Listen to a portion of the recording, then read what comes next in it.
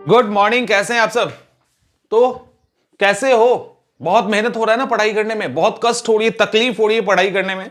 दिमाग खुल जाएगी थोड़ी देर में, बस 2 मिनट के अंदर आपका दिमाग खुल जाएगा कि आपको तकलीफ हो रहा है अब भी या तकलीफ बाद में ज्यादा हो सकता है। सिंपल सी बात है। आप में से जो भी अच्छे से पढ़ रहे होंगे सबको लगता है सुबह उठना है, पढ़ना है, कोचिंग जाना है, फलाना ढिमाका, किताबें पढ़नी, इतनी मोटी मोटी कैसे हो पाएगा? तुमको क्या पता है हमारा कष्ट क्या है? अरे एक्चुअली आपके पास अभी कोई कष्ट नहीं है। जब तक आप एग्जाम की तैयारी कर रहे हैं तब तक तो आप सुरक्षित हैं। आप में से अधिकांश सुरक्षित है। आप में से भी एग्जाम की तैयारी करने वाले में कुछ ऐसे हैं जो लिटरली पेन में हैं, लेकिन जो प्योर स्टूडेंट है वो तो उससे ज्यादा सुखी कोई है ही नहीं। और गम क्या होता है वो तो जब आपका उम्र पूरा हो जाएगा और आपकी लापरवाही के कारण अगर आपको नौकरी नहीं हुआ, एक्चुअली तब स्टार्ट होगी स्ट्रगल। स्ट्रगल तो अभी है ही नहीं। अभी तो आप मोटी किताब पढ़ के परेशान हो रहे हो ना, ये परेशानी है ही नहीं। देखो कैसे परेशानी, कैसे आप उठ के बैठ जाएंगे और पढ़ने लगेंगे और आपको लगेगा कि पढ़ाई तो कुछ है ही नहीं।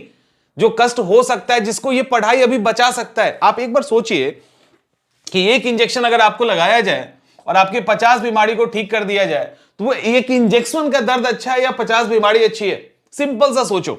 एक इंजेक्शन जो आपको एकदम नहीं पसंद है, आपको डर लगता है उस इंजेक्शन से, आप नहीं लेना चाहते, उससे आपकी 50 बीमारियां ठीक हो सकती है। तो वो 50 बीमारियां में रख के पेन सहने में अच्छा है या एक इंजेक्शन अच्छा है? ऑब्वियसली आप कहेंगे एक इंजेक्शन अच्छा है। वही ये पढ़ाई आपके पूरे लाइफ के समस्याओं का के लिए एक इंजेक्शन है।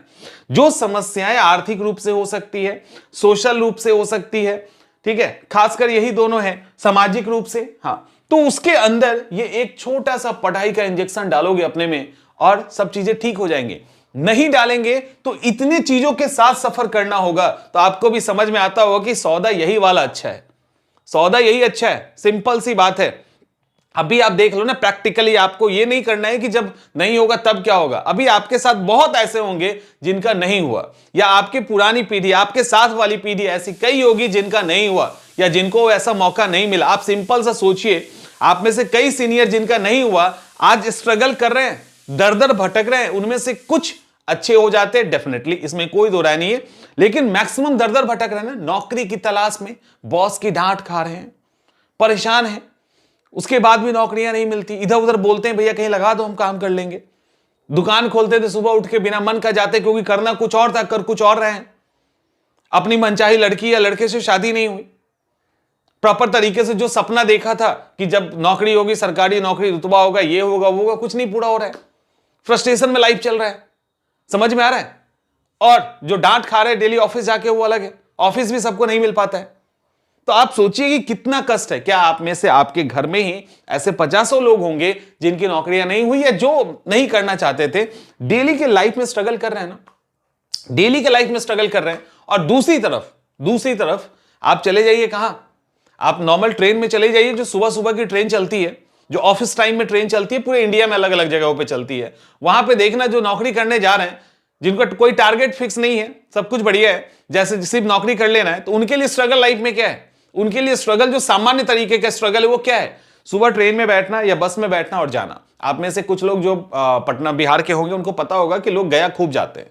वो क्या करते हैं, सुबह जाते हैं, 7 बजे ट्रेन में बैठते हैं, 9 या 9:30 में गया पहुंचते हैं, वहां पे नाम काम किए, फिर वहां पे ऑफिस में शाम हुआ, फिर ट्रेन में बैठे, पटना आ गए। अधिकांश लोग जो है, ठीक है। इसी तरह से अलग अलग जगह पे उनके लिए हर्डल क्या है? अब उनके लिए हर्डल सिर्फ इतना ही है कि यहां से जाना है और वहां से आना है, इससे ज्यादा नहीं है।